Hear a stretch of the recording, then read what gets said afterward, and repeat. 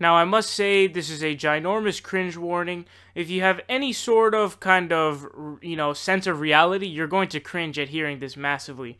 Now, we're going to be looking at two things here, but one of them is going to be the one that's kind of the focal point. But, genius Steven Crowder, the really smart guy, the really cool, conservative, edgy, anti-SJW commentator, the amazing guy, is going to be seen here doing something similar that Ben Shapiro had done. We're going to be looking at this here again, once again. I cannot stress this enough. Cringe warning. If you can't handle this cringe, get your hazmat suit. Figure out a way to shield this. If you can't watch it, click off the video. Cringe warning. Check it out. And the solution is an entirely broken system through Medicare, which we'll get into in a little bit. But it's like, this is what Bernie Sanders does. He talks about how student loans are too high. Therefore, more free college. Right? Like, how does that fix anything? That's like they're sitting there going, not enough Americans have lawnmowers. In my America, every garage will have a John Deere. And too many Americans are taking public transit. For everyone a Fiat. You want a Pacer? You'll get a Gremlin. It's terrible. He just wants to promise Medicare for all. So look. How can someone take someone like this seriously? How could you possibly take someone like this seriously? Now, both of those things that were stated there were completely stupid and massively dumb, okay? And that's a very redundant phrase to be used by me. But anyways, the point here being, first of all, is that, of course, you guys know Ben Shapiro. Ben Shapiro made a very similar statement saying that, I go into, responding to a Bernie Sanders tweet in which he was stating that, it's crazy that people can go into a hospital and not be able to afford their treatment. Like, it's like, yeah, that's pretty fucking crazy, right? And Ben Shapiro responds saying, I go into a fancy furniture store and I can't afford the furniture. Crazy, which is a horrendous false equivalence, right? Steven Crowder now compares, which this could be much worse than furniture, because this is random, right? At least furniture, it's a daily thing. Lawn mowing, not really. So he's now comparing health insurance, because this video was about debunking Bernie Sanders' Medicare for All. Great debunking, by the way. Fucking genius.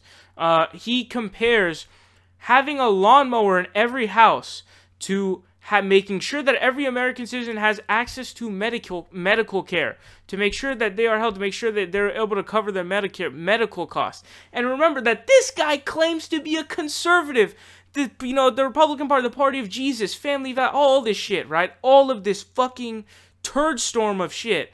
And just look at the massive lack of, empathy, sympathy for human beings. Jesus has said a bunch of bullshit shit too, right? Like, I'm come not with peace, but to put you against your family, and I come not with peace, but bring a sword, and all this other shit, right?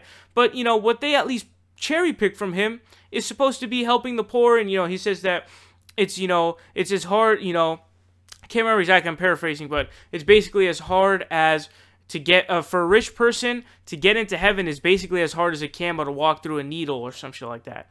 So, basically what he's saying is, it's almost impossible, and this is just something that's utterly ridiculous, okay? It's massively, lacking moral empathy in any way, shape, or form, and the idea that they're the party of morality, or the party of family, or the party of Jesus, or Christian, is just utterly baffling, right? The fact that he compared lawnmowers to medical care is utterly astounding, right? It's utterly astounding.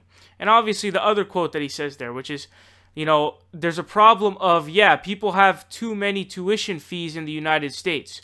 So let's make college free to make sure that the next generation doesn't have that problem, and, be able to either forgive those loans or to do, like, quantitative easing, like Joe Stein says.